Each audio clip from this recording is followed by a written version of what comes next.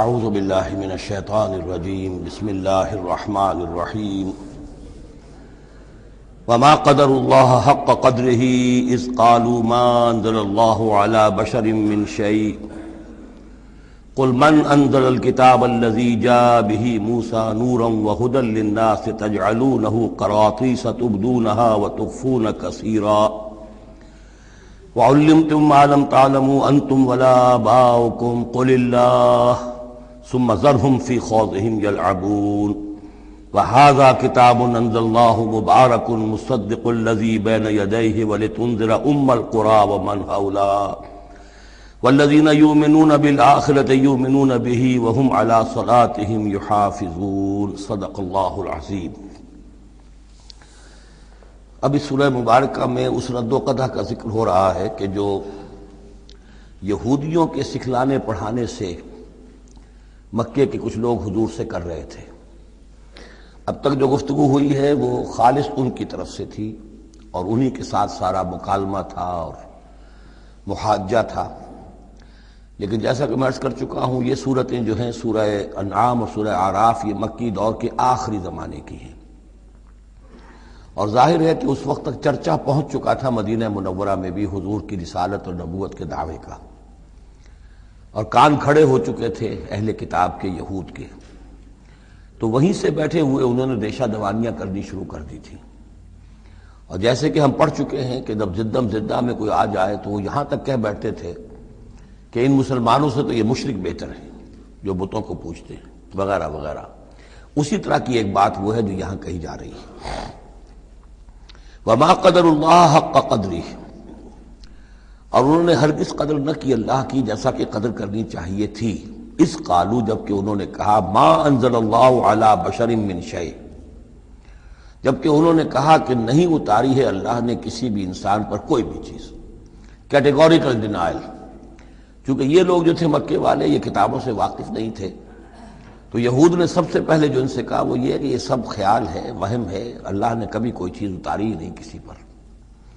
اب چونکہ یہ سوال آیا تھا ان کی طرف سے، لہذا جواب میں مشرکین مکہ سے خطاب نہیں کیا ہے، بلکہ براہ راست جن کی طرف سے یہ بات آئی تھی ان سے خطاب ہے۔ قل من انزل الکتاب الذی جاء بہ موسیٰ، ان سے پوچھئے کہ پھر کس نے اتاری تھی وہ کتاب جو موسیٰ لے کر آئے تھے؟ کیا وہ من گڑھت تھی موسیٰ کی؟ اپنے ہاتھ سے لکھی ہوئی تھی؟ اگر اللہ نے کبھی کچھ نہیں اتارا تو من انزل الکتاب الذی جاء بہ موسیٰ نورا وہدی للناس، کہ جو نور بھی تھی اس کے اندر نور بھی تھا، وہ خود روشن تھی اور لوگوں کے لیے رہنمائی تھی۔ تجعلونہ قراطیسا، تم نے اسے ورق ورق کر دیا ہے، ٹکڑوں میں بانٹ دیا ہے، حصوں میں تقسیم کر دیا ہے۔ تبدونہا وتخفون کثیرا، کچھ کو ظاہر بھی کرتے ہو لیکن اکثر کو چھپا کر رکھتے ہو۔ یہودیوں نے کتاب کو جس طرح چھپایا ہے اور اپنے من مانی فتویٰ فروشی کے لیے تو انہوں نے یہ شکل اختیار کی تھی کہ عام لوگوں کے ہاتھ میں یہ کتاب نہیں آنی چاہیے، بڑی محفوظ رہنی چاہیے وہ، اور یہ کہ عام لوگوں کی دسترس میں نہ ہو۔ وَعُلِّمْتُمْ مَا لَمْ تَعْلَمُوا أَنْتُمْ وَلَا آبَاؤُكُمْ، اور تمہیں سکھائی گئی تھی وہ سب باتیں جو نہ تم جانتے تھے تمہارے آباء و اجداد جانتے تھے۔ قُلِ اللَّهُ، کہیے یہ سب اللہ نے نازل کیا، تورات بھی اللہ نے نازل فرمائی تھی، انجیل بھی اللہ نے نازل فرمائی تھی، اب یہ قرآن بھی اللہ نے نازل فرمایا ہے۔ ثم ذرہم فی خوضہم یلعبون، پھر یہ بات کہنے کے بعد اے نبی صلی اللہ علیہ وسلم ان کو چھوڑ دیجئے اور ان سے کنارہ کشی کر لیجئے، وہ اپنی باتوں میں خرافات کے اندر کھیلتے رہیں۔ وَهَذَا كِتَابٌ أَنزَلْنَاهُ مُبَارَكٌ، اور اب یہ کتاب ہے جسے ہم نے نازل کیا ہے بڑی بابرکت ہے، مصدق الذی بین یدیہ، جو تصدیق کرتے ہوئے آئی ہے اس کی جو اس کے سامنے موجود ہے۔ وَلِتُنذِرَ القرى ومن حولها، تاکہ اے نبی صلی اللہ علیہ وسلم آپ خبردار کر دیں القرى اور اس کے آس پاس کے لوگوں کو۔ القرى، قرى قریے کی جمع ہے، قرى بستیوں کی ماں، بستیوں کی جڑ، بستیوں کی بنیاد۔ ہر ملک کے اندر ایک شہر ایسا ہوتا ہے کہ جو گویا کہ اس کے لیے مرکز کی حیثیت رکھتا ہے، دارالخلافہ کہیں، دارالحکومت کہیں۔ تو اگرچہ عرب میں کوئی حکومت نہیں تھی مرکزی حکومت، لیکن یہ کہ عرب میں، جزیرہ نما عرب میں مکہ مکرمہ کو القرى کی حیثیت حاصل تھی۔ یہی ایک شہر ایسا تھا کہ جہاں ایک تو یہ کہ کعبہ تھا، تمام قبیلے جو ہیں وہ یہاں حج کے لیے آتے تھے، ان کا مذہبی مرکز تھا۔ پھر یہ کہ جو قریش کو خاص طور پر ایسٹ ویسٹ ٹریڈ کے اندر جو خاص مونوپولی حاصل ہو گئی تھی، اور وہ بھی اسی کعبے کی برکت کی وجہ سے، اس کی وجہ سے پیسے کی ریل پیل بھی تھی، قافلے آتے تھے جاتے تھے، یہیں سے ہو کر جو یمن سے قافلے چلتے تھے مکے سے ہو کر شام کو جاتے تھے، شام سے آتے تھے مکے سے ہو کر پھر یمن کو جاتے تھے، یہ القریٰ ہے۔ تو اے نبی ہم نے آپ کے پاس اب یہ کتاب نازل کی ہے جو مبارک ہے، تاکہ آپ القریٰ میں جو رہنے والے انہیں خبردار کریں، اور من حولہا، اور جو ان کے ارد گرد ہیں۔ اب یہ من حولہا کا معاملہ یہ ہے کہ اس کا تو دائرہ بڑھتا چلا جائے گا، اس لیے کہ ایک ماحول امیڈیٹ ہے، ایک ذرا اور فاصلے پر ہے، ایک اور فاصلے پر ہے، اور ویسے یہ ہے کہ دنیا کا نقشہ اگر ہم دیکھیں کہ جو بھی پرانے بر اعظم تین تھے، ایشیا، یورپ اور افریقہ، باقی یہ کہ امریکہ بھی بہت دیر کے بعد جا کر جو دریافت ہوا ہے، آسٹریلیا اور انٹارکٹک اور انٹارکٹیکا جو ہے، تو یہ اصل میں ناف معلوم ہوتی ہے ان تین بر اعظموں کی۔ تینوں بر اعظم جہاں پر جڑ رہے ہوتے ہیں، تقریباً یہ علاقہ ہے جسے ہم مڈل ایسٹ کہتے ہیں۔ یہ مڈل ایسٹ تو اس کے لیے مس نومر ہے، صحیح لفظ نہیں ہے، لیکن یہ ضرور ہے کہ یہ نقطہ اتصال ہے جہاں یورپ مل رہا ہے، ایشیا مل رہا ہے، افریقہ مل رہا ہے، اور اس جنکشن پر یہ جزیرہ نماء عرب واقع ہے، لہذا یہ اس اعتبار سے پوری دنیا کے لیے بھی ایک مرکز کی حیثیت رکھتا ہے۔ تو من حولہا میں پھیلتے چلے جائیں گے تو پورا قرہ ارضی بھی آ جائے گا۔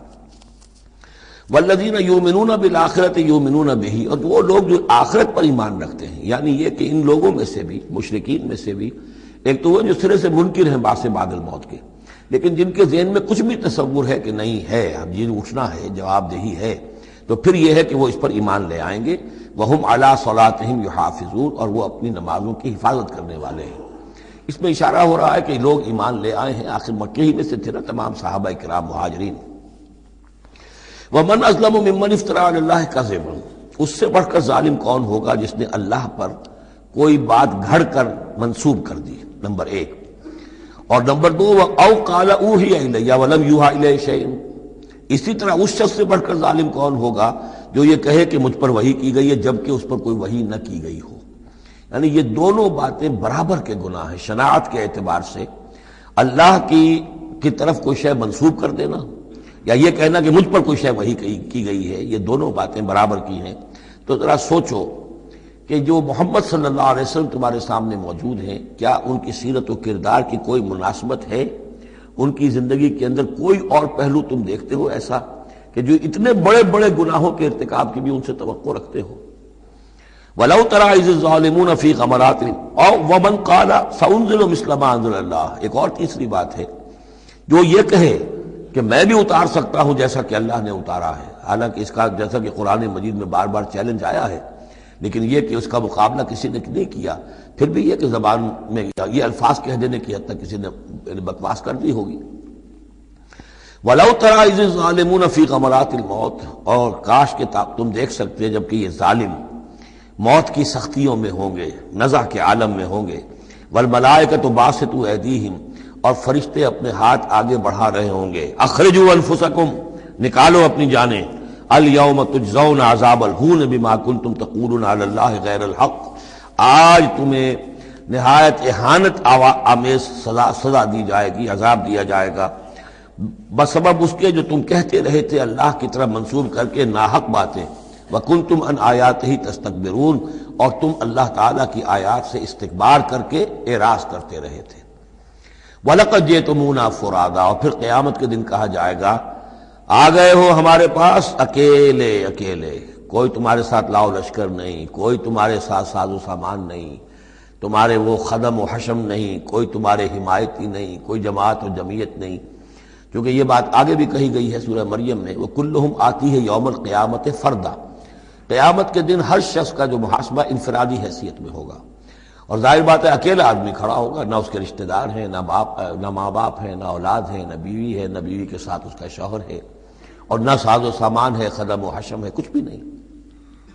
لَقَدْ جِئْتُمُونَا فُرَادَىٰ كَمَا خَلَقْنَاكُمْ أَوَّلَ مَرَّةٍ، جیسے کہ ہم نے تمہیں پیدا کیا تھا پہلی مرتبہ۔ اب یہ نوٹ کیجئے، خَلَقْنَاكُمْ أَوَّلَ مَرَّةٍ، اس کا مطلب ہے تخلیق دو مرتبہ ہوئی ہے۔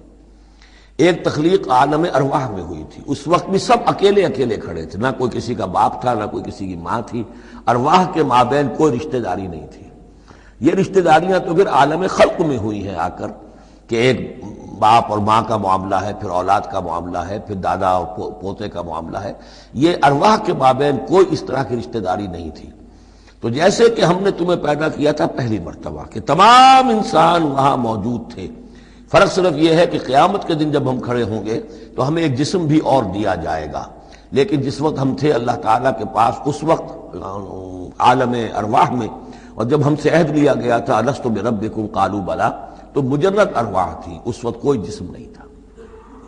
لیکن یہ کہ وہ جو اس کے اندر مشابہت ہے کہ جیسے اس وقت بھی حضرت آدم سے لے کر ان کی نسل کے آخری انسان تک جو دنیا میں ہوگا قیامت تک، وہ سب کے سب ان کی ارواح موجود تھیں، اسی طریقے سے قیامت کے دن بھی یہ سب کے سب کھڑے ہوں گے۔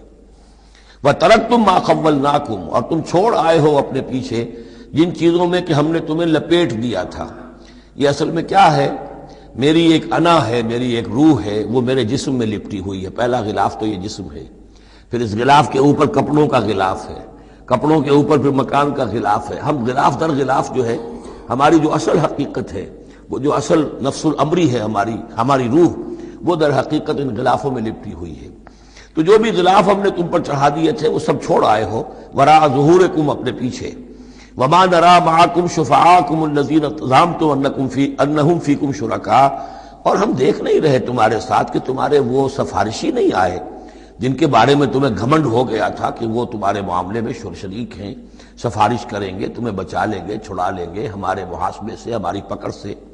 لقد تقطع بینکم، اب تمہارے مابین سارے رشتے ٹوٹ چکے، یعنی چاہے انہوں نے حضرت مسیح کو سمجھا ہو شفاعت کرنے والا، تو مسیح بھی اعلان برات کریں گے کہ میرا تم سے کوئی تعلق نہیں ہے، میں کوئی تمہاری شفاعت نہیں کر سکتا۔ کسی نے شیخ عبد القادر جیلانی کو سمجھا ہو تو وہ بھی اعلان برات کریں گے۔ باقی موہوم جو ہے لات عزا منات، وہ کس بلا کا نام ہے یہ تو ہم جانتے ہی نہیں، لیکن جن کو اولیاء اللہ کو، انبیاء کو یا ملائکہ کو اگر سمجھا گیا تھا تو وہ بھی قد تقطع بینہم، وہ سارے رشتے جو ہیں وہ کٹ جائیں گے۔ قد تقطع بینکم وضل عنکم ما کنتم تزعمون، اور اب سب ہوا ہو گئی ہیں، وہ چیزیں گم ہو گئی ہیں، تم سے جاتی رہیں جن کا کہ تم زوم کیا کرتے تھے، جن کے سہارے پر تم حرام خوریاں کر رہے تھے۔ ان اللہ فالق الحب والنوا، یقیناً اللہ ہی ہے کہ جو دانے اور گٹھلی کو پھاڑتا ہے۔ دیکھیے عالم خلق کے اندر کیا شکل ہو رہی ہے کہ دانہ زمین میں ڈالا آپ نے، وہ پھٹتا ہے، اس میں سے دو کونپلیں سی نکلتی ہیں، یا آم کی گٹھلی ہے زمین میں دبائی ہے، گٹھلی پھٹے گی، اس میں سے دو پتے نکلیں گے۔ یہ کون کر رہا ہے؟ اگرچہ بظاہر خود بخود ہو رہا ہے، جو بھی اللہ تعالیٰ نے فزیکل اور کیمیکل چینجز کے یہاں پہ قوانین بنا دیے ہیں اس کے تحت ہو رہا ہے، لیکن کرنے والا کون ہے؟ فاعل حقیقی کون ہے؟ جیسا کہ شیخ عبد القادر جیلانی ہی کا نام آیا تھا رحمۃ اللہ علیہ، تو انہوں نے اپنے جو وصایا ہیں ان میں بڑا پیارا جملہ لکھا ہے کہ اے میرے بچے، اپنے بچے کے لیے وصیت لکھی تھی، اس حقیقت کو ہر وقت مستحضر رکھنا کہ لا فاعل فی الحقیقت ولا مؤثر الا اللہ، حقیقت میں مؤثر اور فاعل اللہ کے سوا کوئی نہیں۔ تاثیر ہے تو اس کی بنا پر ہے، اس کے اذن سے ہے۔ کوئی فعل کا ارادہ تم کر سکتے ہو، لیکن فعل کا بالفعل انجام پذیر ہونا یہ تمہارے اختیار میں نہیں ہے، یہ تو اللہ کے حکم سے ہوگا۔ ان اللہ فالق الحب والنوا، یقیناً اللہ ہی ہے پھاڑنے والا دانے اور گٹھلی کا۔ یخرج الحی من المیت ومخرج المیت من الحی، وہ نکالتا ہے زندہ کو مردہ میں سے، اور وہ نکالنے والا ہے مردہ کو زندہ میں سے۔ مخرج المیت من الحی ذالکم اللہ فانا تؤفکون، وہ ہے اللہ، لیکن تم کدھر بچلے جا رہے ہو، کدھر تم الٹے جا رہے ہو، اس اللہ کو پہچانو۔ فالق الاصباح، اب یہ فلق دوسرا بھی ہے، وہ ہے صبح کا پھاڑنے والا، رات کی سیاہی کا پردہ چاک کر کے سپیدہ سحر کو نمودار کرنے والا۔ یہ بھی خود بخود ہو رہا ہے، زمین کی گردش ہے، جو بھی ہے اس کے تحت ہو رہا ہے، لیکن یہ بھی یہ نہ سمجھے کہ یہ بھی اللہ تعالیٰ کے تصرف کے بغیر اور اس کی تدبیر کے بغیر ہے، بلکہ یہی ہوگا فالق الاصباح، صبح کی روشنی کا پھاڑنے والا۔ وجعل اللیل سکنا والشمس والقمر حسبانا، اب دیکھیے یہ ہے وہ آلاء اللہ جن کے حوالے سے اللہ کی عظمت، اللہ کی صفات، اللہ کی قدرت، ان سب چیزوں کو نمایاں کیا جا رہا ہے۔ التذکیر بآلاء اللہ۔ وجعل اللیل سکنا، اس نے بنا دیا ہے رات کو سکون کی جگہ، سکون کا وقت۔ والشمس والقمر حسبانا، اور سورج اور چاند کو اس نے بنا دیا حساب کے لیے، وہ حساب کا ایک نظام ہے جس کے تحت چل رہے ہیں۔ اسی سے دن وجود میں آ رہے ہیں، رات وجود میں آ رہی ہے، اسی سے مہینے وجود میں آ رہے ہیں۔ ذالک تقدیر العزیز العلیم، یہ اندازہ ہے مقرر کیا ہوا اس ہستی کا جو العزیز ہے اور العلیم ہے، زبردست ہے اور سب کچھ جاننے والی ہے۔ وَهُوَ الَّذِي جَعَلَ لَكُمُ النُّجُومَ لِتَهْتَدُوا بِهَا فِي ظُلُمَاتِ الْبَرِّ وَالْبَحْرِ، اور وہی ہے کہ جس نے ستاروں کو بنا دیا ہے تمہارے لیے کہ ان سے تم راستہ پاؤ۔ اندھیری راتوں کے اندر قافلے چلتے تھے تو ستاروں سے وہ سمت معین کر کے چلتے تھے، اسی طریقے سے جہاز رانی ہوتی تھی سمندر میں تو آپ کو معلوم ہے ستاروں ہی سے وہ اپنا رخ معین کرتے تھے۔ لِتَهْتَدُوا بِهَا فِي ظُلُمَاتِ الْبَرِّ وَالْبَحْرِ، خشکی اور سمندر کی تاریکیوں میں تم ان ستاروں سے راستہ پاتے ہو۔ قد فصلنا الآیات لقوم یعلمون، ہم نے تو اپنی آیات کو واضح کر دیا، اس کی تفصیل بیان کر دی، کھول کھول کر بیان کیا ان لوگوں کے لیے جو علم رکھتے ہیں یا جو علم حاصل کرنا چاہیں۔ وَهُوَ الَّذِي أَنشَأَكُم مِّن نَّفْسٍ وَاحِدَةٍ، اور وہی ہے کہ جس نے تمہیں اٹھایا ایک جان سے۔ یہ سب جو ہے ظاہر بات ہے کہ ایک جان سے بنا ہے، جو بھی پوری کی پوری یہ جو نسل انسانی بنی ہے وہ ایک جان سے بنی ہے۔ اس میں یہ بھی ہو سکتا ہے کہ مراد حضرت آدم علیہ السلام ہو، اور یہ بھی ہو سکتا ہے اگر کوئی حقیقت ہے ایولیوشن تھیوری میں تو اس کو آپ ٹریس کریں اور امیبا تک لے جائیں، وہ بھی ایک جان ہے۔ اس جان سے ہی پھر مختلف ارتقائی مراحل طے کرتے ہوئے، اس میں پہلے کوئی سیکس نہیں تھا، پھر ہوتے ہوتے سیکس ظاہر ہوا، تو اسی سے خلق منہا زوجہا والی بات جو ہے، اور اس پر ڈاکٹر رفیع الدین مرحوم نے قرآن اور علم جدید جو ان کی کتاب ہے اس میں بہت عمدہ تحقیق ان کی ہے، اور مولانا امین اصغر اصلاحی صاحب نے بھی اس کی تصویر کی ہے۔ تو جن لوگوں کو دلچسپی ہو اس کتاب کا مطالعہ کریں کہ یہ ایک جان سے پیدا کرنے کا مطلب کیا ہے۔ فَمُسْتَقَرٌّ وَمُسْتَوْدَعٌ، اس نے بنایا تمہیں ایک جان سے، لیکن پھر یہ کہ تمہارے لیے ایک تو مستقل ٹھکانہ ہے اور ایک ہے کچھ دیر کے لیے امانت کے طور پر رکھے جانے کی جگہ۔ اب یہ مستقر کیا ہے، مستودع کیا ہے، اس میں تین قول ہیں مفسرین کے۔ پہلا قول تو یہ ہے کہ مستقر تو ہے دنیا، یہاں ہم آئے ہیں، اب مجھے یہاں 66 برس ہونے کو آئے ہیں، میں یہاں اس دنیا میں ہوں، لیکن مستودع کیا تھا، تھوڑی دیر کے لیے جو میں رہا ہوں اپنی والدہ محترمہ کے بطن میں رہا ہوں، تو وہ رحم مادر جو ہے وہ مستودع تھا، کچھ دیر کے لیے وہاں امانتاً انسان رہتا ہے اور پھر وہ دنیا میں آتا ہے، وہ مستقر ہے۔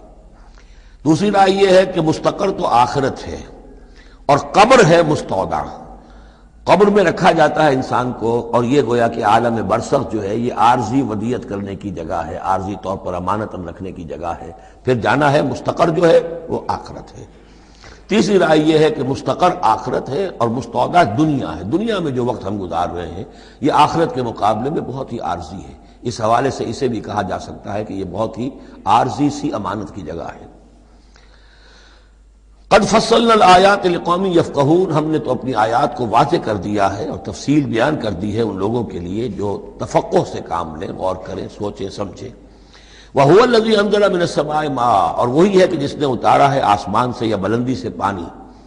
فَأَخْرَجْنَا بِهِ نَبَاتَ كُلِّ شَيْءٍ، پھر ہم نے نکال دیا اس کے ذریعے سے ہر شے کی نباتات، اگنے والی ہر شے جو ہے نباتات زمین سے نکالی۔ فَأَخْرَجْنَا مِنْهُ، تو ہم نے اس کے ذریعے نکالے اس میں سے خضرن، سرسبز کھیتی، نخرج منہ حبا متراکبا، جس میں سے ہم نکالتے ہیں کہ جو دانے ہیں ایک دوسرے کے اوپر چڑھے ہوئے ہیں۔ اب سٹا ہے تو چاہے وہ کوئی کسی بھی یعنی اس کا ہے اناج کا، اب کس طریقے سے کہ دانے کے اوپر دانا چڑھا ہوا ہوتا ہے، حبا متراکبا، یہ دانے ایک دوسرے کے اوپر چڑھے ہوئے ہوتے ہیں۔ وَمِنَ النَّخْلِ مِنْ طَلْعِهَا قِنْوَانٌ دَانِيَةٌ، اور کھجور کے گابھے میں سے گوشے ہوتے ہیں کہ جو لٹکتے ہوئے ہوتے ہیں۔ وَجَنَّاتٍ مِّنْ أَعْنَابٍ، اور باغات ہم نے بنا دیے ہیں جو کہ کھجور انگوروں کے ہیں۔ وَالزَّيْتُونَ، اور زیتون، وَالرُّمَّانَ، اور انار، مُشْتَبِهًا وَغَيْرَ مُتَشَابِهٍ، ایسے بھی جو ایک دوسرے سے ملتے جلتے ہیں رنگ میں، روپ میں، شکل میں، اور ایسے بھی ہیں کہ جن میں کچھ فرق ہے۔ انظروا إِلَىٰ ثَمَرِهِ إِذَا أَثْمَرَ، ذرا غور سے دیکھا کرو اس کے ثمر کو جب کہ وہ پکتا ہے، کیسا تدریجاً اس کے اندر، ابھی بڑا کچا پھل ہے، پھر اس کے اندر وہ پکنے کا عمل اس طرح تدریجاً ہو رہا ہے۔ انظروا الی ثمرہ، ان ثمرات کو دیکھا کرو، اذا اثمر، جب کہ وہ پکتے ہیں، پھل لاتے ہیں، وینعہ، اور اس کے پکنے کو بھی دیکھو، اذا اینع، یہ گویا کہ یہاں محذوف ہوگا، وینعہ اذا اینع، انظروا الی ثمرہ اذا اثمر، دیکھو اس کے پھل لانے کو جب کہ وہ پھل لائے، وَيَنْعِهِ إِذَا أَنْعَا، اور اس کے پکنے کو دیکھو کس طرح تدریجاً وہ پکتا ہے۔ ان فی ذالکم لآیات لقوم یؤمنون، یقیناً اس میں ہیں نشانیاں ان لوگوں کے لیے جو ایمان لانا چاہیں یا جو ایمان رکھتے ہوں۔ جن کے پاس تھوڑا ایمان ہے ان آیات پر غور کریں گے، ایمان بڑھ جائے گا، ایمان میں اضافہ ہوگا، زادتہم ایمانا، اور جن کے دلوں میں طلب ہدایت ہے انہیں انہی نشانیوں سے ایمان کی دولت نصیب ہو جائے گی۔ وجعلوا للہ شرکاء الجن، اور انہوں نے اللہ کے شریک بنا دیا جنات کو، وخلقہم وخرقوا لہ بنینا، حالانکہ اللہ نے ان کو بھی پیدا کیا ہے، جیسے انسانوں کو پیدا کیا جنات کو پیدا کیا۔ فرق صرف یہ ہے کہ جنات کو آگ سے پیدا کیا، اور جنات جو ہیں اپنی طبعی طور پر اس کائنات میں بہت دور تک ان کی رسائی ہے۔ ہم جہاں بڑے بڑے راکٹ جو ہیں billions and billions of dollars کے لیے ایک بناتے ہیں، اور پھر اس کی ایک جو ہم گاڑی بنائی ہے اور وہ جاتی ہے اور دوڑتی ہے اور آتی ہے، شٹل ہے، اور اس پر کتنا پیسہ خرچ ہوتا ہے، یہ تمام جو ہے جنات کے لیے یہ سارا علاقہ ان کی آمد و رفت کے لیے وہ اپنی طبعی صلاحیت کے بنا پر جاتے آتے رہتے ہیں، جس میں کہ ہمیں جانے کے لیے یہ ساری کچھ ایجادات جو ہیں وہ کرنی پڑی ہیں۔ لیکن یہ کہ بہرحال وہ بھی ہیں تو مخلوق، جیسے کہ فرشتے ان سے بھی آگے کی شے، لیکن ہیں وہ بھی مخلوق، فرشتے بھی مخلوق ہیں، جنات بھی مخلوق ہیں، انسان بھی مخلوق ہیں۔ وجعلوا للہ شرکاء الجن، انہوں نے شریک بنا لیا جنات کو اللہ کے ساتھ، وخلقہم، اس نے ان کو پیدا کیا ہے، وخرقوا لہ بنین وبنات، اور اس کے لیے انہوں نے گھر لیے ہیں بیٹے اور بیٹیاں۔ حضرت عیسیٰ کو بیٹا بنا دیا گیا، حضرت عزیر کو بیٹا بنا دیا گیا، اور اللہ تعالیٰ کی فرشتوں کو کہہ دیا گیا وہ بیٹیاں ہیں، بغیر علم، بغیر اس کے کہ کوئی علمی سند ہو، کوئی بنیاد ہو، کوئی دلیل ہو۔ سبحانہ و تعالی عما یصفون، وہ پاک ہے اور بہت بلند و بالا ہے ان تمام چیزوں سے جو یہ بیان کر رہے ہیں۔ بدیع السماوات والارض، یہ لفظ آ چکا ہے سورہ بقرہ میں، کریشن ایکس نہیلو، عدم محض سے وجود میں لانے والا، وہ ہے کہ جو آسمانوں اور زمین کو وجود میں لایا ہے عدم محض سے۔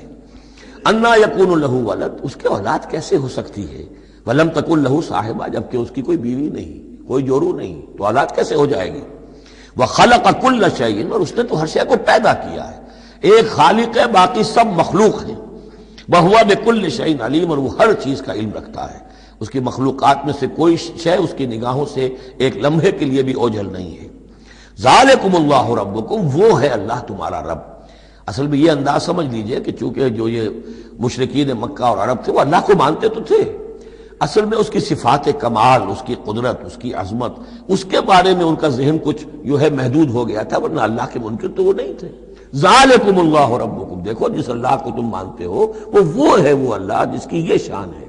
تم نے اس کی اصل حقیقت کو نہیں پہچانا، تم نے اس کو جو ہے بہت ہی کمزور اور ضعیف سی کوئی شخصیت سمجھا ہے کہ جس کے اوپر کوئی دباؤ ڈال کر بھی اپنی بات منوا لے گا۔ تم نے سمجھا ہے جیسے کہ تمہاری کوئی بچی آ جائے اور تم سے کچھ چیز مانگے، اگر تم دے سکتے ہو تو ضرور دے دیتے ہو، ایسے ہی اس کی بچیاں بھی ہیں، یہ فرشتے جو ہیں جس کی سفارش کریں گی وہ جو ہے سب کو بخش دیے جائیں گے۔ یہ تم نے اپنے اوپر جو ہے قیاس کر لیا ہے اللہ تعالیٰ کو، اس کی قدرت، اس کی عظمت، اس کا وراء الورا ہونا، اس کا بکل شیء علیم ہونا، اس کا علی کل شیء قدیر ہونا، اس کا ہر جگہ پر موجود ہونا، اس کا تم تصور نہیں کر پا رہے۔ ذالکم اللہ ربکم، وہ ہے اللہ تمہارا رب جس کو ہم اس طرح بیان کر رہے ہیں۔ لا الہ الا ہوا، اس کے سوا کوئی معبود نہیں ہے، خالق کل شیء، وہ ہر شے کا بنانے والا، پیدا کرنے والا ہے۔ فاعبدوہ، بس اسی کی بندگی اور پرستش کرو۔ وہو علی کل شیء وکیل، اور وہ ہر شے کا کارساز وہی ہے، کوئی تمہارے لیے کارساز نہیں۔ لا تتخذوا من دونی وکیلا، میرے سوا کسی اور کو اپنا کارساز نہ سمجھنا۔ لا تدرکہ الابصار وہو یدرک الابصار وہو اللطیف الخبیر، اسے نگاہیں نہیں پا سکتی، کیوں؟ هو اللطیف، وہ اتنا لطیف ہے، اتنا لطیف ہے، اتنا لطیف ہے کہ تمہاری نگاہیں اسے نہیں پا سکتی، نہیں دیکھ سکتی۔ لا تدرکہ الابصار وہو یدرک الابصار، وہ تمہاری نگاہوں کو پا لیتا ہے، جو اس لیے کہ وہ خبیر ہے، وہ باخبر ہے۔ تو لطیف اور خبیر کے جو دو یہاں اسماء آئے ہیں وہ در حقیقت اس نوعیت سے کہ وہ تو اتنی لطیف ہستی ہے۔ چنانچہ شب معراج میں بھی آیا حضور نے اللہ کو دیکھا یا نہیں دیکھا، اس میں کچھ اختلاف ہے۔ حضرت علی کی رائے یہ ہے کہ دیکھا، حضور نے اللہ کو دیکھا، لیکن حضرت عمر اور حضرت عائشہ رضی اللہ تعالی عنہ ان کی رائے یہ ہے کہ نہیں، اور حضرت عائشہ کا قول یہ ہے نور انا یرا، تو نور ہے اسے دیکھا کیسے جائے گا؟ تو تو وہ اتنی لطیف ہستی ہے کہ اس کا دیکھنا ہماری نگاہوں سے ہم نہیں دیکھ سکتے، دل کی آنکھ سے دیکھ سکتے، دل کی آنکھ سے محمد رسول اللہ دنیا میں بیٹھ کر بھی دیکھ سکتے تھے، لیکن ان آنکھوں سے دیکھنا ممکن نہیں ہے۔ جیسے کہ حضرت موسیٰ نے جب استدعا کی تھی رب ارنی انظر الیک، تو صاف کہہ دیا گیا تھا لن ترانی، تم مجھے نہیں دیکھ سکتے۔ لا تدرکہ الابصار، اسے نگاہیں نہیں پا سکتی، ادراک نہیں کر سکتی اس کا تمہاری نگاہیں، وہو یدرک الابصار، وہ تمہاری نگاہوں کو پا لیتا ہے، وہ دیکھ رہا ہے تمہیں، ہر چیز تمہاری جو ہے وہ اس کے سامنے آیا ہے۔ وہو اللطیف الخبیر۔ قد جاءکم بصائر من ربکم، دیکھو تمہارے پاس آ چکی ہیں بصیرت افروز باتیں تمہارے رب کی طرف سے۔ فمن ابصر فلنفسہ، تو جو کوئی دیکھے گا، آنکھیں کھولے گا، حقائق کا مواجہہ کرے گا، حقیقت کو تسلیم کرے گا، تو وہ اپنے بھلے کے لیے، فلنفسہ۔ ومن عمی فعلیہا، اور جو کوئی اندھا بن جائے گا، آنکھیں بند کر لے گا، حقیقت کو نہیں دیکھنا چاہے گا کسی تعصب کی وجہ سے، ہردرمی کی وجہ سے، ضد کی وجہ سے، تو اس کا سارا وبال اس پر آئے گا۔ وما انا علیکم بحفیظ، اور بہرحال میں تمہارا کوئی نگران نہیں ہوں، میں تمہارے اوپر کوئی ٹھیکیدار نہیں ہوں، میں تمہاری طرف سے جواب دہ نہیں ہوں۔ وَكَذَلِكَ نُصَرِّفُ الْآيَاتِ، اور اسی طرح ہم اپنی آیات کو گردش میں لاتے ہیں، وَلِيَقُولُوا دَرَسْتَ، تاکہ یہ پکار اٹھے کہ اے نبی صلی اللہ علیہ وسلم آپ نے سمجھانے کا حق ادا کر دیا۔ درستہ اصل میں عربی زبان میں آتا ہے درس یدرسو، لکھنا مٹانا، لکھنا مٹانا۔ جیسے بچے شروع میں جب کوئی تعلیم حاصل کرتے ہیں تو تختی ہے، تختی لکھی پھر دھو دی، پھر لکھی پھر دھو دی۔ اب تو خیر تختی وقتی شاید آج لوگوں کے ذہنوں سے نکل گئی ہوں گی باتیں، آج کا بچہ کیا سمجھے گا تختی کس بلا کا نام ہے۔ یا سلیٹ ہوتی تھی، اب اس میں کچھ کیا پھر دھو دیا، پھر کچھ لکھا پھر صاف کر دیا۔ تو یہ ہے کہ کسی کو پڑھانے کے لیے تدریجاً بار بار درستہ، اے نبی آپ نے خوب بار بار ہر طرح سے، ہر اعتبار سے، ایک پھول کا مضمون ہے تو 100 رنگ سے باندھوں، آپ نے بات سمجھا دی۔ وَلِنُبَيِّنَهُ لِقَوْمٍ يَعْلَمُونَ، تاکہ واضح کر دیں ہم اس کو ہر طرح سے ان لوگوں کے لیے جو علم حاصل کرنا چاہیں یا جو علم رکھتے ہیں۔ اتبع ما اوحی الیک من ربک، اب دیکھیے یہاں پر میں نے آپ سے کہا تھا کہ بار بار حضور سے خطاب آئے گا، لیکن یہ خطاب صرف حضور سے نہیں ہوتا، یہ حضور کی وساطت سے امت کے لیے بھی، اہل ایمان کے لیے بھی۔ لیکن مکی صورتوں میں آپ کو 2/3 قرآن میں براہ راست خطاب مسلمانوں سے بہت کم ملے گا، شاذ۔ یہ خطاب جو ہے چونکہ جب امت کی شکل بنی ہے مسلمانوں کی، وہ تحویل قبلہ کی بات بنی، اب امت ہے۔ کذالک جعلناکم امۃ وسطا لتکونوا شہداء علی الناس ویکون الرسول علیکم شہیدا۔ پھر خطاب، پھر تو ایک سورہ حجرات جو ہے 18 آیتیں 5 دفعہ یا ایھا الذین آمنوا یا ایھا الذین آمنوا یا ایھا الذین آمنوا یا ایھا الذین آمنوا، لیکن یہ کہ آپ کو اتنی لمبی لمبی صورتوں میں یا ایھا الذین آمنوا ملے گا ہی نہیں۔ اہل ایمان سے بھی جو کہا جا رہا ہے وہ حضور سے واحد کے صیغے میں، اتبع ما اوحی الیک من ربک، پیروی کرو اس کی جو وحی کیا جا رہا ہے آپ کی طرف، آپ کے رب کی طرف سے۔ اور یہ صرف حضور کو نہیں، سب کے لیے۔ لا الہ الا ہوا، اس کے سوا کوئی معبود نہیں۔ وَأَعْرِضْ عَنِ الْمُشْرِكِينَ، اور ان مشرکوں سے ذرا کنارہ کشی کیجئے، ذرا اپنا چہرہ ان کی طرف سے آپ پھیر لیجئے، زیادہ ان کے حال پر توجہ نہ دیجئے۔ وَلَوْ شَاءَ اللَّهُ مَا أَشْرَكُوا، اگر اللہ چاہتا تو یہ شرک نہ کرتے، اگر اللہ کو جبر ہی اختیار کرنا ہوتا اپنا اور بالجبر ان کو ایمان پر لانا ہوتا تو سب کو ایمان پر لے آتا۔ وما جعلناک علیہم حفیظا، اور دیکھیے اے نبی ہم نے آپ کو ان پر داروغہ، نگران، ذمہ دار، ٹھیکیدار نہیں بنایا ہے۔ آپ کا کام ہے حق کو واضح کر دینا۔ انذر بہ، ذکر بہ، بشر بہ، اس قرآن کے ذریعے بشارت دیتے رہیے، قرآن کے ذریعے خبردار کرتے رہیے، قرآن کے ذریعے تذکیر کرتے رہیے، آپ کا کام یہ ہے۔ فذکر انما انت مذکر لست علیہم بمسیطر، یاد دہانی کرائیے، اس لیے کہ آپ یاد دہانی کرانے والے ہیں، آپ ان کے اوپر داروغہ نہیں ہیں۔ وما انت علیہم بوکیل ولا تسبوا الذین یدعون من دون اللہ فیسبوا اللہ عدوا بغیر علم۔ اب یہاں مسلمانوں سے خطاب ہے، لیکن دیکھیے یا ایھا الذین آمنوا نہیں ہے، یہ خاص ہے قرآن کے اسلوب کو سمجھنے کے لیے۔ اور مت گالیاں دو ان کو، برا بھلا کہو ان کو جن کو یہ پکارتے ہیں اللہ کے سوا، یعنی کوئی جوشیلا نوجوان مسلمانوں میں سے اور وہ گالیاں دینی شروع کر دے لات اور عزا اور منات کو، کیا ہے یہ، کچھ نہیں ہے، ان کی کوئی حیثیت نہیں ہے، تو یہ ساری چیزیں ٹھیک نہیں ہیں۔ ان کے وہ محترم انہوں نے جو بھی گھڑے ہوئے ہیں، ان کے ذہنوں میں ان کی عظمت ہے، ان کی عقیدت ہے، خام خواہ وہ جوش میں آ کے، غصے میں آ کے اب اللہ کو گالیاں دینے لگیں گے، تو اس سے یہ کہ خام خواہ اس طرح کا اشتعال آمیز انداز اختیار نہ کرو۔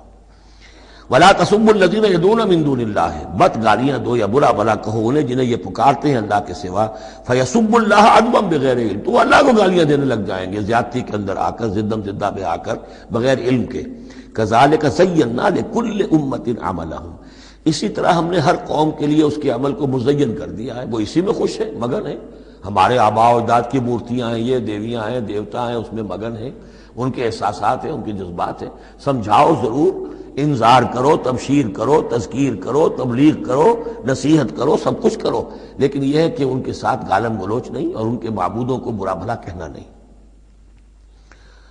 ثم الی ربہم مرجعہم، پھر ان کے رب ہی کی طرف ان سب کو لوٹنا ہے، فینبئہم بما کانوا یعملون، وہ ان کو جتلا دے گا جو کچھ کہ وہ کرتے رہے تھے۔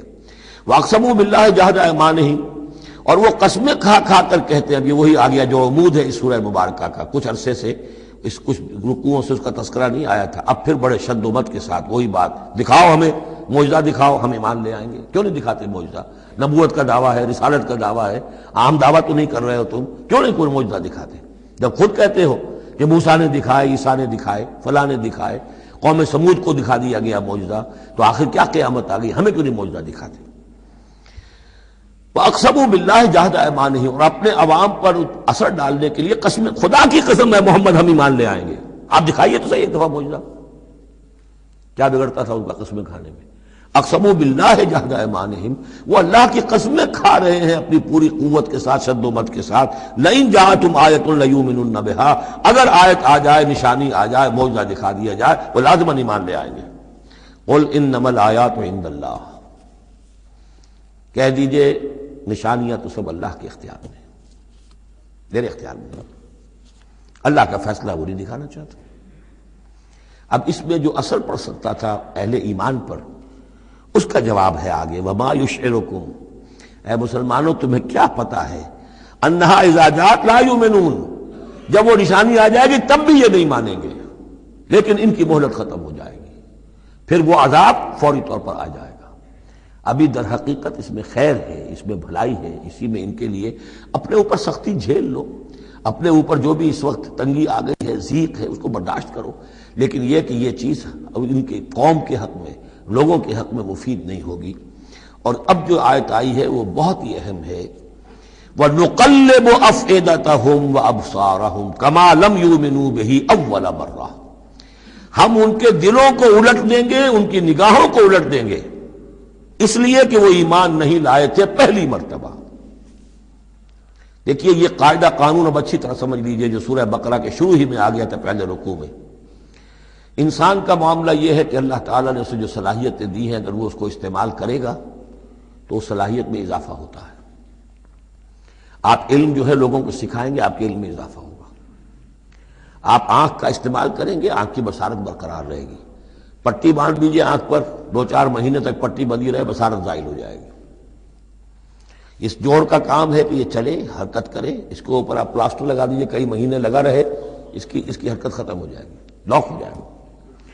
جو صلاحیت اللہ نے دی ہے اس کا استعمال نہیں ہوگا تو وہ ہوتے ہوتے وہ صلاحیت پھر زائل ہو جاتی ہے، ضائع ہو جاتی ہے، سلب ہو جاتی ہے۔ ایک باطنی صلاحیت ہے حق کو پہچاننے کی، میرے اندر وہ صلاحیت ہے، مجھ پہ حق منکشف ہوا اور میرے دل نے گواہی دی حق ہے، میں نے اس کو دیکھنے سے انکار کر دیا، نہیں مانوں گا میں، ضد کی وجہ سے، تعصب کی وجہ سے، ہر درمی کی وجہ سے۔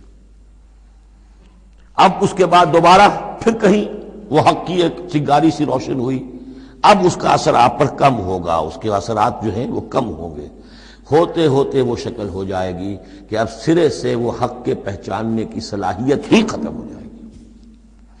اس کو کہا ہے ختم اللہ علی قلوبہم وعلی سمعہم وعلی ابصارہم غشاوہ، اللہ نے مہر کر دی ہے ان کے دلوں پر اور ان کی سماعت پر اور ان کی آنکھوں کے آگے پردے ڈال دیے، اس لیے کہ اب مہر ہو گئی، جس کو انگریزی میں ہم کہتے ہیں پوائنٹ آف نو ریٹرن۔ اب اس انتہا کو پہنچ چکے ہو تم کہ یہاں سے واپسی کا کوئی امکان نہیں۔ ہر معاملے میں کوئی ایک وقت ہوتا ہے کہ ابھی آپ واپس جا سکتے ہیں، کوئی پسپائی کوئی اختیار کر سکتے ہیں، کوئی واپس جا سکتے ہیں، کوئی شرافت کے ساتھ کہیں جو ہے وہ آپ ریٹریکٹ کر سکتے ہیں اپنے سٹیپس کو، ایک حد کے بعد پھر ممکن نہیں ہوتا۔ اسی کو یہاں کہا ہے کہ چونکہ جب پہلی مرتبہ حق ان پر منکشف ہو گیا، اللہ نے حجت قائم کر دی، حق منکشف ہو گیا، پہچان لیا ان کے دل نے، ان کی روح نے کہ بصیرت باطنی نے کہ یہ حق ہے، تو فوراً مان لیتے تو خیریت تھی. چونکہ انہوں نے نہیں مانا تو اب تو ہم ان کے دلوں کو الٹ دیں گے. 100 معجزے بھی دیکھ لیں گے تو یہ ایمان نہیں لائیں گے. وَنُقَلِّبُ أَفْئِدَتَهُمْ وَأَبْصَارَهُمْ، ہم الٹ دیں گے ان کے دلوں کو بھی، ان کی نگاہوں کو بھی. كَمَا لَمْ يُؤْمِنُوا بِهِ أَوَّلَ مَرَّةٍ، جیسے کہ وہ ایمان نہیں لائے تھے پہلی مرتبہ.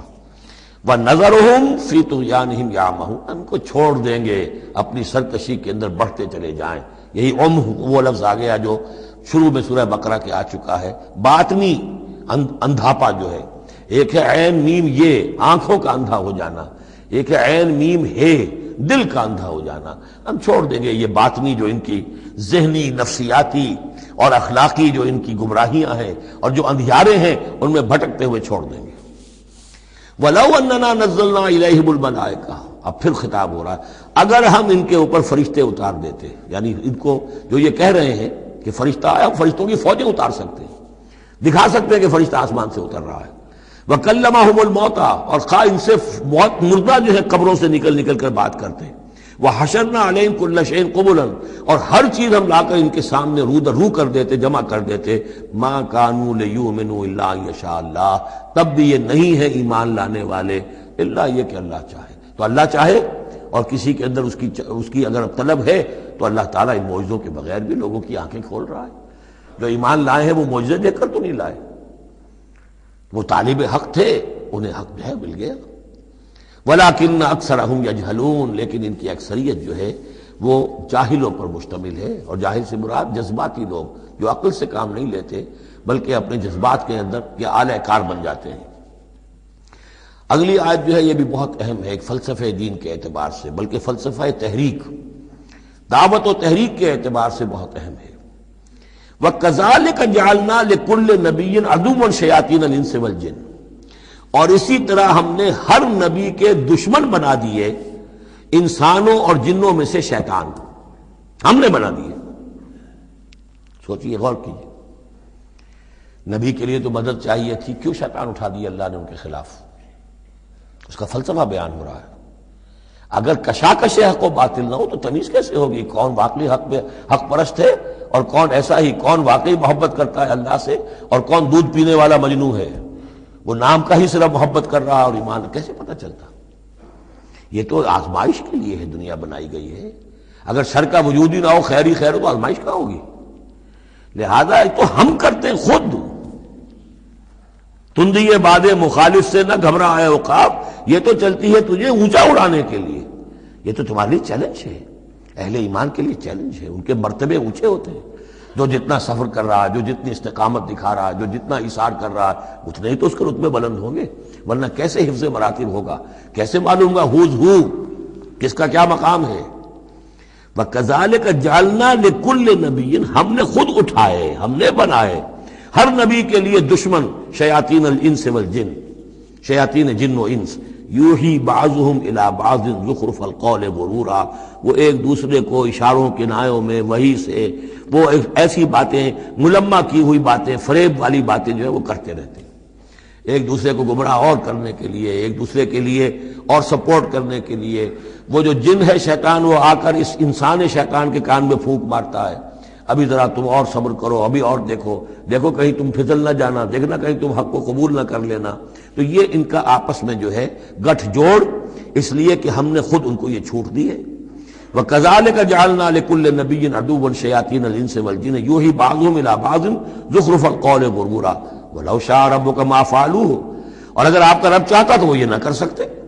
ظاہر بات ہے کہ یہ کائنات میں کوئی پتا بھی اللہ کے اذن کے بغیر ہل نہیں سکتا. ابو جہل کی کیا مجال تھی کہ حضرت سمیہ کو شہید کر دیتا؟ ہے کون وہ؟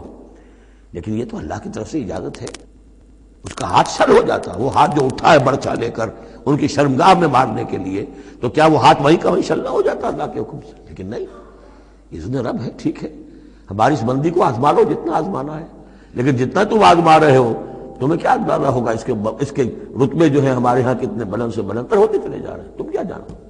یا لیت قومی یعلمون بما غفر لی ربی وجعلنی من المکرمین، کاش میری قوم کو معلوم ہو جائے، میری بیوی رو رہی ہوگی، میرے بچے رو رہے ہوں گے کہ ہمارا باپ جو ہے وہ شہید کر دیا گیا، کاش وہ جان سکتے کہ مجھے میرے رب نے کیا میرا اعزاز فرمایا ہے، میں یہاں کس عیش و آرام میں ہوں، ان کے رونے کا کیا سوال، وہ خوشیاں مناتے ہیں۔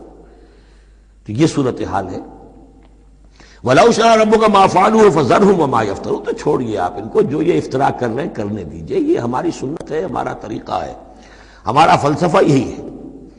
وَلِتَصْغَىٰ إِلَيْهِ أَفْئِدَةُ الَّذِينَ لَا يُؤْمِنُونَ بِالْآخِرَةِ وَلِيَرْضَوْهُ وَلِيَقْتَرِفُوا مَا هُمْ مُقْتَرِفُونَ، تاکہ مائل ہو جائیں ان کی طرف ان لوگوں کے دل جو آخرت پر ایمان نہیں رکھتے۔ یہاں دیکھیے اصل میں کیا بات ہے کہ جیسے الیکٹروسس ہوتا ہے، پانی کو الیکٹرولسس جب ہوتا ہے، ایک پازیٹیو ایک نیگیٹو، اب وہ جو آئنز ہیں وہ ادھر ادھر ہو جائیں گے۔ تو اللہ تعالیٰ نے حق و باطل کی کشاکش رکھی ہے، اس کشاکش کا نتیجہ کیا ہے؟ آئونائزیشن ہو جائے گی، حق اور باطل کا جو ہے، حق والے ادھر کو جمع ہو جائیں گے، باطل والے ادھر جمع ہو جائیں گے۔ اور اس کے لیے جو ہے یہ اس معاشرے کے اندر، انسانی معاشرے کے اندر یہ تقسیم، یہ تمییز، جیسے کہ ہم سورہ آل عمران میں پڑھ چکے ہیں، حتی یمیز الخبیث من الطیب، یہ خبیث اور طیب جو ہے گڑبڑ ہوئے ہیں، یہ آزمائشیں آتی ہیں، تکلیفیں آتی ہیں، امتحانات آتے ہیں، تو خبیث علیحدہ اور طیب علیحدہ، منافق علیحدہ، صاحب ایمان علیحدہ۔ تو فرمایا لِتَصْغَىٰ إِلَيْهِ أَفْئِدَةُ الَّذِينَ لَا يُؤْمِنُونَ بِالْآخِرَةِ، تاکہ اس کی طرف ان شیاطین جن و انس کی جو باتیں ہیں پھیلائی ہوئی، ان کی طرف متوجہ ہو جائیں، مائل ہو جائیں ان لوگوں کے دل جو آخرت پر ایمان نہیں رکھتے، وَلِيَرْضَوْهُ، اور تاکہ وہ اس کو پسند بھی کریں، اور پھر وہ جو بھی اپنے برے اعمال کا جو انبار جمع کرنا چاہتے ہیں جمع کر لیں، وَلِيَقْتَرِفُوا مَا هُمْ مُقْتَرِفُونَ۔ أَفَغَيْرَ اللَّهِ أَبْتَغِي حَكَمًا، پھر وہی سوال، اسی طرح میں نے کہا تھا سرچنگ کویسچن، کیا تم چاہتے ہو میں اللہ کے سوا کسی کو حکم بناؤں اپنا؟ اب پس منظر میں وہ ہے کہ اللہ کو مانتے تھے، تم کیا چاہتے ہو؟ جسے تم مانتے ہو، میں نے تو اس کو اپنا رب بنایا ہے بس، باقی جو تم نے گھڑ لیے ہیں اس کے لیے کوئی سند ہو تو پیش کر دو، تو میں کسی اور کو ماننے کو تیار نہیں۔ ایک جگہ آیا ہے قُلْ إِنْ كَانَ لِلرَّحْمَٰنِ وَلَدٌ فَأَنَا أَوَّلُ الْعَابِدِينَ، اگر اللہ کا کوئی بیٹا ہوتا سب سے پہلے میں پوچھتا اس کو، جب میں اللہ کو پوچھتا ہوں، اس کی پرستش کرتا ہوں، تو اللہ کے بیٹا ہوتا تو میں کیوں نہ پوچھتا اس کو؟ نہیں ہے اللہ کا بیٹا۔ یہ ہے در حقیقت قرآن مجید کا انداز سمجھانے کا، بڑا فطری، اس میں منطق کم اور جذبات سے اپیل ہے، دروں بینی انٹراسپیکشن کی طرف دعوت ہے۔ اپنے دل میں جھانکو، ذرا غور کرو، اپنے گریبان میں منہ ڈالو، سوچو، غور کرو، تمہیں خود یہ حقیقتیں جو ہے نظر آ جائیں گی۔ افغیر اللہ ابتغی حکما، تو کیا میں اللہ کے سوا کسی اور کو اپنا منصف اور حکم بنا لوں؟ وَهُوَ الَّذِي أَنزَلَ إِلَيْكُمُ الْكِتَابَ مُفَصَّلًا، جبکہ وہ تو وہ ہے کہ جس نے تمہاری طرف ایک بڑی مفصل کتاب نازل کر دی ہے، کتنی واضح کتاب نازل کر دی ہے۔ وَالَّذِينَ آتَيْنَاهُمُ الْكِتَابَ يَعْلَمُونَ أَنَّهُ مُنَزَّلٌ مِّن رَّبِّكَ، اور جنہیں ہم نے کتاب دی تھی پہلے وہ جانتے ہیں، دلوں میں جانتے ہیں، زبان سے مانے یا نہ مانے، کہ یہ منزل ہے، یہ نازل کی گئی ہے من ربک، آپ کے رب کی طرف سے ہے نبی، بالحق، حق کے ساتھ، فلا تکونن من الممترین، تو ہرگز نہ ہو جانا شک کرنے والوں میں۔ وتمت کلمۃ ربک صدقا وعدلا، اور آپ کے رب کی بات تو سچائی اور عدل پر مبنی ہونے کے اعتبار سے درجہ تمام و کمال کو پہنچ چکی ہے۔ تمت کلمۃ ربک، تیرے رب کی بات پوری ہو چکی، مکمل ہو چکی۔ الیوم اکملت لکم دینکم واتممت علیکم نعمتی وتمت کلمۃ ربک صدقا وعدلا، اس کی ہر بات صداقت پر اور ہر بات اس کی عدل پر مبنی ہے، اور اس اعتبار سے وہ نقطہ کمال کو پہنچ چکی ہے۔ لا مبدل لکلماتہ، اس کی باتوں کا کوئی بدلنے والا نہیں۔ وہو السمیع العلیم، وہ سب کچھ سننے والا اور جاننے والا ہے۔ وَإِن تُطِعْ أَكْثَرَ مَنْ فِي الْأَرْضِ يُضِلُّوكَ عَنْ سَبِيلِ اللَّهِ، اور اگر تم پیروی کرو گے زمین میں بسنے والوں کی اکثریت کی، تو وہ تو تمہیں اللہ کے راستے سے لازماً گمراہ کر دے گی۔ یہ بڑی اہم آیت ہے قرآن مجید کی جدید جمہوری نظام کی نفی کے لیے۔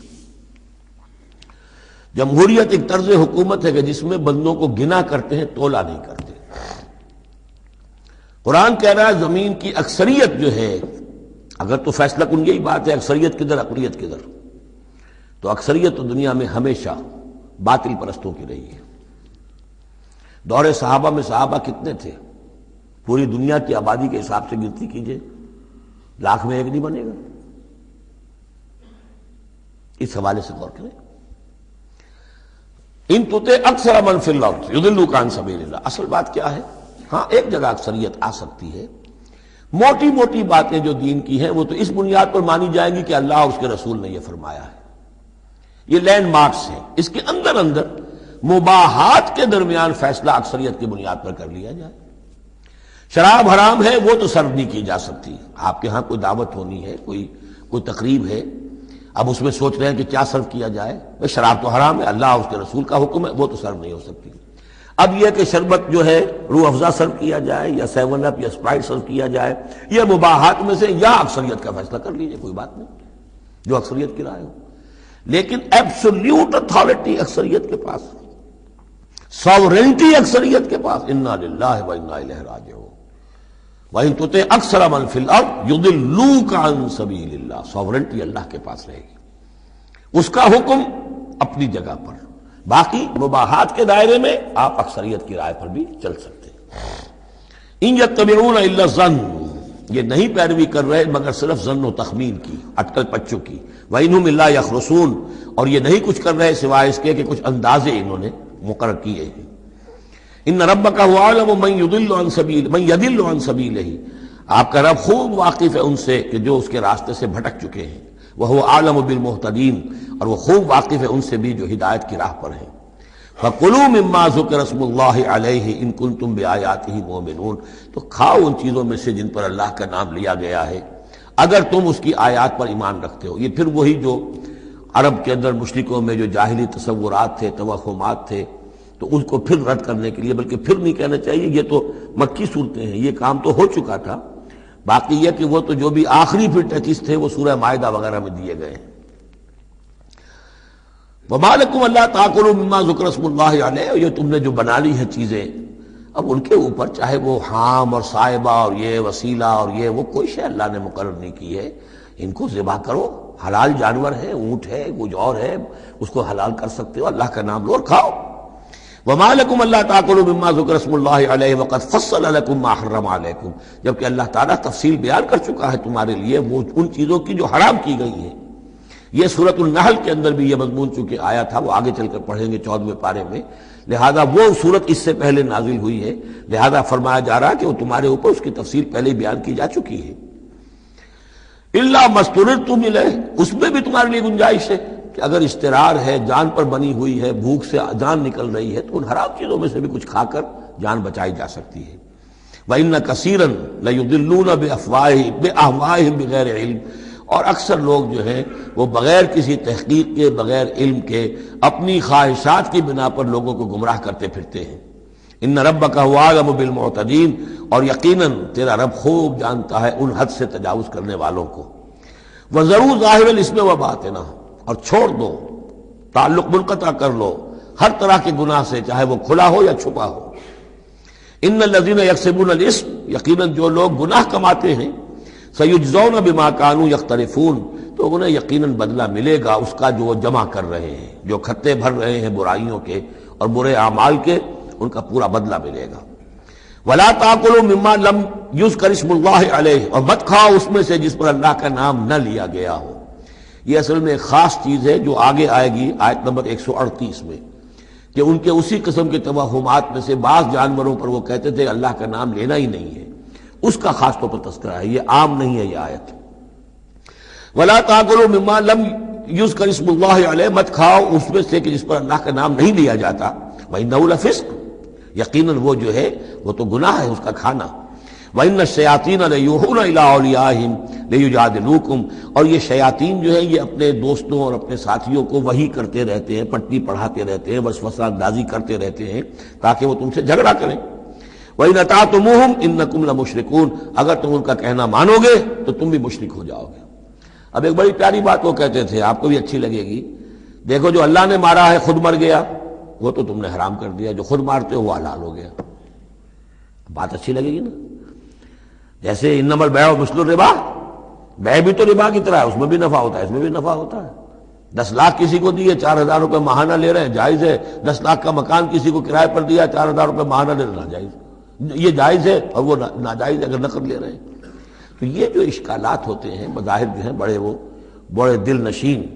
تو اسی طریقے سے یہ کہ اللہ کا مارا ہوا ہے، یہ اللہ نے مارا، یہ مر گیا اپنی موت، اس اللہ نے مارا، یہ تو حرام ہے. اور تم جسے مارو، جسے ذبح کرو، وہ حلال ہے. اب یہ بات جو ہے، لیکن یہ کہ تم یہ مجادلہ کریں گے تم سے، یہ ذلیل بازی کریں گے، یہ تمہارے سامنے جو ہے اس طرح کی حرکتیں کریں گے، لیکن تم چھوڑو انہیں، دفع کرو. اب امن کا تھا میتن فاحییناہ، تو بھلا جو کوئی تھا مردہ اور ہم نے اسے زندہ کر دیا. اس سے مراد ہے حیات معنوی اور موت معنوی. ایک شخص جو اللہ سے واقف نہیں ہے، صرف دنیا کا بندہ بنا ہوا ہے، تو وہ در حقیقت ایک انسانیت اس کی مردہ ہے. وہ حیوان کی حیثیت سے جو زندہ ہے، بحیثیت انسان وہ مردہ ہے. پھر اللہ نے اسے ہدایت دی، اس کو ایمان کی اب وہ زندہ ہوا. اب امن کان میتن فاحییناہ وجعلنا لہ نورا، اور پھر ہم اس کو نور بنا دے دیتے ہیں. اب وہ اللہ کی کتاب اس کے سامنے ہے، یمشی بہ فی الناس، اب اس کو لے کر وہ چل رہا ہے لوگوں کے مابین. کمن مثلہ فی الظلمات، کیا وہ شخص ان کی طرح ہو جائے گا کہ جو اندھیروں میں بھٹک رہا ہو، لیس بخارج منہا، اور اس سے وہ نکلنے والا ہے ہی نہیں. کذالک زین للکافرین ما کانوا یعملون، اس طرح مزین کر دیا گیا، کھبا دیا گیا ان کافروں کے لیے جو کچھ کہ یہ کر رہے ہیں. یعنی اس میں ہی مگن ہے وہ. لیکن ایک وہ شخص تھا جس کو پہلے ہوش نہیں تھا، توجہ نہیں تھی. حضرت عمر ہے رضی اللہ تعالی عنہ، 6 سال لگ گئے. حضرت حمزہ ہے 6 سال لگ گئے، 6 سال میں ایمان لا رہے ہیں. لیکن پھر یہ ہے کہ اللہ نے ہدایت دے دی.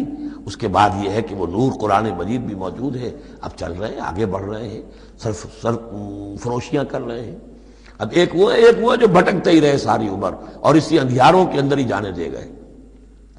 وَكَذَلِكَ جَعَلْنَا فِي كُلِّ قَرْيَةٍ أَكَابِرَ مُجْرِمِيهَا، اسی طرح ہم نے ہر بستی میں بڑے بڑے مجرم کھڑے کیے، لِيَمْكُرُوا فِيهَا، تاکہ وہ اس میں خوب چالیں چلیں. وہی بات، شیاطین الانس والجن کو ہم نے اٹھایا.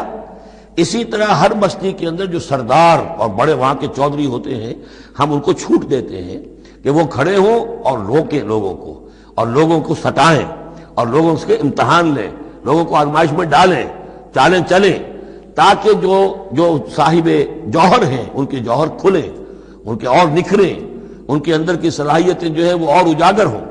اکابر مجرمیہا لیمکروا فیہا، تاکہ خوب چالیں چلیں. وما یمکرون الا بانفسہم، حالانکہ وہ نہیں مکر کر رہے مگر اپنی جانوں پر. سارا وبال تو اپنے اوپر لے لیں گے بالآخر. بظاہر جو کچھ کر رہے ہیں وہ، لیکن یہ کہ اس کا جب نتیجہ ان کے سامنے آئے گا، جو سمیہ اور یاسر کے ساتھ کیا ہے ابو جہل نے رضی اللہ تعالی عنہما، جب وہ حقیقت سامنے آئے گی تب آنکھ کھلے گی. جب آنکھ کھلی گل کی تو موسم تھا خزاں کا. الا بانفسہم وما یشعرون، لیکن انہیں اس کا شعور نہیں ہے. وَإِذَا جَاءَتْهُمْ آیَةٌ قَالُوا لَن نُؤْمِنَ حَتَّىٰ نُؤْتَىٰ مِثْلَ مَا أُوتِیَ رُسُلُ اللَّهِ، اور جب ان کے پاس کوئی نشانی آتی ہے، نشانی سے مراد قرآن کی آیت، قرآن کی دلیل، تشبیہ، تصریف آیات نئے انداز میں، فرمایا جب بھی ان کے پاس آیت آتی قالوا لن نؤمن، وہ کہتے ہیں ہم ہرگز ایمان نہیں لائیں گے، حتی نؤتیٰ مثل ما اوتی رسول اللہ، جب تک کہ ہمیں بھی وہی چیز نہ دی جائے جو اللہ کے دوسرے رسولوں کو دی گئی تھی، ویسے ہی حصی معجزے. اللہ عالم حیث یجعل رسالتہ، اللہ تعالیٰ زیادہ واقف ہے اس سے کہ وہ اپنی رسالت کے لیے کیا جگہ، کیا محل، کیا مقام معین کرے. اللہ تعالیٰ نے اس وقت ان کے لیے یہی رکھا، وہ بھی اللہ کی حکمت کے تحت تھا. اور اب جب کہ نوع انسانی شعور کے اعتبار سے بلوغ کی عمر کو پہنچ چکی ہے، بچہ چھوٹا ہوتا ہے کھیلنے کے لیے کھلونے دیے جاتے ہیں، لیکن ذرا بڑا ہو جائے تو اسے کھلونے نہیں دیے جاتے، اب اسے حکمت سکھائی جاتی ہے، عقل سکھائی جاتی ہے، شعور سکھایا جاتا ہے، تمیز سکھائی جاتی ہے. تو وہ نوع انسانی کا دور طفولیت تھا، اس میں ابھی ان کا فہم، ان کی عقل، ان کے شعور، ابھی ان کی جو ہے بلوغت کو نہیں پہنچی تھی یہ شعور کی چیزیں، لہذا ان کے لیے وہ کھلونے بھی تھے، حصی معجزات بھی تھے. اب انسان بحیثیت مجموعی نوع انسانی جو ہے عقلی بلوغ کو اور شعور کے بلوغ کو پہنچ چکی ہے، لہذا اب وہ چیزیں نہیں دکھائی جائیں گی. اللہ عالم حیث یجعل رسالتہ سیصیب الذین اجرموا صغار عند اللہ، ان قریب پہنچے گی ان مجرموں کو، ان گناہگاروں کو بہت ہی ذلت اللہ کے ہاں، وعذاب شدید بما کانوا یمکرون، اور سخت سزا اور عذاب ان کی ان تاری چال بازیوں کے طفیل کے جو وہ کر رہے ہیں.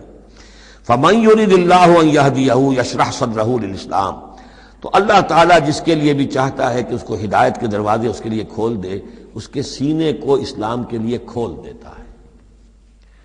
یہ ایک بڑی معنوی حقیقت ہے، اس پہ غور کیجئے گا.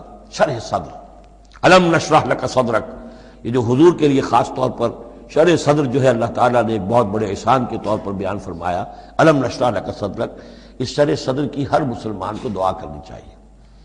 اللہم ربنا نور قلوبنا بالایمان واشرح صدورنا للاسلام، اے اللہ ہمارے دلوں کو تو نور ایمان سے منور فرما دے اور ہمارے سینوں کو اسلام کے لیے کھول دے۔ اس کے معنی کیا ہے؟ اللہ ہمارے اندر وہ باطنی بصیرت پیدا کر دے کہ اسلام کی ہر چیز ہمیں ٹھیک نظر آئے، ہاں یہی تو ٹھیک ہے، یہی تو ہونا چاہیے، منطقی ہے، معقول ہے، کہیں چیز اپرائے گی نہیں۔ انسان کی فطرت جو ہے اتنی مطابقت محسوس کرے گا انسان کہ دیکھنا تقریر کی لذت کہ جو اس نے کہا میں نے یہ جانا کہ گویا یہی میرے دل میں تھا، اس لیے کہ اس کا اپنا سینہ جو ہے اللہ تعالیٰ نے اسلام کے لیے کھول دیا ہے۔ تو یہ شرح صدر جو ہے اللہ تعالیٰ کی طرف سے بہت بڑی نعمت ہوتی ہے۔ فَمَن يُرِدِ اللَّهُ أَن يَهْدِيَهُ، اللہ جس کو ہدایت دینا چاہتا ہے یشرح صدرہ للاسلام، اس کے سینے کو اسلام کے لیے کھول دیتا ہے۔ وَمَن يُرِدْ أَن يُضِلَّهُ، اور جس کے بارے میں وہ طے کر دے کہ اس کو تو اب گمراہی ہی پر رکھنا ہے، یجعل صدرہ ضیقا، اس کے سینے کو تنگ کر دیتا ہے، حرجا، بہت ہی تنگ اندر سے، کانما یصعد فی السماء، ایسے محسوس کرتا ہے جیسے اسے آسمان پر چڑھنا پڑ رہا ہے، جیسے اونچائی پر چڑھتے ہوئے سانس پھول جاتا ہے، آدمی کو معلوم ہوتا ہے کہ میرا شاید دل دھڑک دھڑک کر باہر ہی نکل آئے گا۔ یہ ہے کہ ان کو حق کا قبول کرنا اتنا مشکل ہو جاتا ہے۔ جس شخص کا کے لیے اللہ تعالیٰ کی طرف سے شرح صدر ہے وہ حق کو قبول کرتا ہے، تکلیف بھی آتی ہے تو بڑی آسانی سے جھیل جاتا ہے، اور ایک وہ ہے کہ ذرا سا امتحان آ گیا تو معلوم ہوا کہ بس قیامت ٹوٹ پڑی، اور اب تو ایک قدم اور اٹھانا جو ہے، اور جس کو ہم کہتے ہیں قدم من بھر کے پاؤں جو ہے من بھر کے ہو گئے، بوجھل ہو گیا انسان، وہ بات نہیں۔ فرمایا کذالک یجعل اللہ الرجس علی الذین لا یؤمنون، اور اسی طریقے سے اللہ تعالیٰ عذاب یا گندگی ڈال دیتا ہے ان پر جو ایمان نہیں لاتے۔ وَهَذَا صِرَاطُ رَبِّكَ مُسْتَقِيمًا، اور یہ ہے تیرے رب کا سیدھا سیدھا راستہ۔ قَدْ فَصَّلْنَا الْآيَاتِ لِقَوْمٍ يَذَّكَّرُونَ، ہم نے اپنی آیات خوب تفصیل سے بیان کر دی ہیں ان لوگوں کے لیے جو تذکر اخذ کرنا چاہیں، نصیحت حاصل کرنا چاہیں، ہدایت حاصل کرنا چاہیں۔ لَهُمْ دَارُ السَّلَامِ عِندَ رَبِّهِمْ، ان کے لیے سلامتی والا گھر ہے ان کے رب کے پاس، جنت کے لیے یہ دوسرا لفظ ہے دار السلام۔ وَهُوَ وَلِيُّهُمْ، وہی ان کا مددگار ہے، پشت پناہ ہے، وہی ان کا حمایتی ہے، ان کا دوست ہے۔ بما كانوا يعملون، بسبب ان کے عمل کے، وہ جو عمل کر رہے ہیں انہوں نے اللہ کی دوستی ارن کی ہے، انہوں نے اپنی قربانیوں سے، اپنے ایثار سے، اپنی محنتوں سے جو جد و جہد کی ہے، جو مشقتیں جھیلی ہیں، تو انہوں نے بما كانوا يعملون، اس کی وجہ سے وہ گویا کہ اللہ تعالیٰ کی دوستی کے مستحق ہو گئے ہیں۔ وَهُوَ وَلِيُّهُمْ بِمَا كَانُوا يَعْمَلُونَ وَيَوْمَ يَحْشُرُهُمْ جَمِيعًا، اور جس دن کہ وہ جمع کرے گا ان کو سب کو، یا معاشر الجن، اللہ تعالیٰ فرمائے گا اے جنوں کی جماعت، قد استکثرتم من الانس، واقعتاً تم نے تو انسانوں میں سے بہتوں کو ہتھیا لیا۔ جو کہا تھا اس بڑے جن نے، عزازیل نے، کہ تو دیکھے گا وما تجد اکثرهم شاکرین، کہ ان کی اکثریت شکر کرنے والی نہیں ہو گئی، تو گویا کہ ایک طرح کا شاباش جو ہے اللہ تعالیٰ کی طرف سے ان کو دی جائے گی۔ یا معاشر الجن قد استکثرتم من الانس، تم نے تو بہت سے انسانوں کو ہتھیا لیا۔ وقال اولیاؤہم من الانس، اور جو ان کے ساتھی تھے انسانوں میں سے، ان کی غیرت ذرا جاگے گی کہ اللہ تعالیٰ نے یہ کیا کہہ دیا کہ ان جنات نے ہمیں جو ہے ہتھیا لیا اور شکار کر لیا۔ ربنا، وہ یہ کہیں گے ربنا استمتع بعضنا ببعض، پروردگار ہم میں سے بعض نے بعض سے فائدہ اٹھایا، ہم ان سے کام لیتے رہے، یہ ہم سے کام لیتے رہے، ہم نے ان کو موکل بنایا، ان کے ذریعے سے غیب کی خبریں، کہانت کی دکانیں چمکائیں۔ قال اولیاء من الانس ربنا استمتع بعضنا ببعض وبلغنا اجلنا الذي اجلت لنا، اور اب ہم اپنی اس مدت کو پہنچ چکے جو تو نے ہمارے لیے مقرر کر دی تھی۔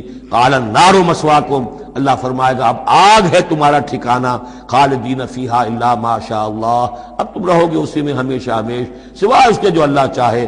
ان ربک حکیم علیم، یقیناً تیرا رب حکیم اور علیم ہے۔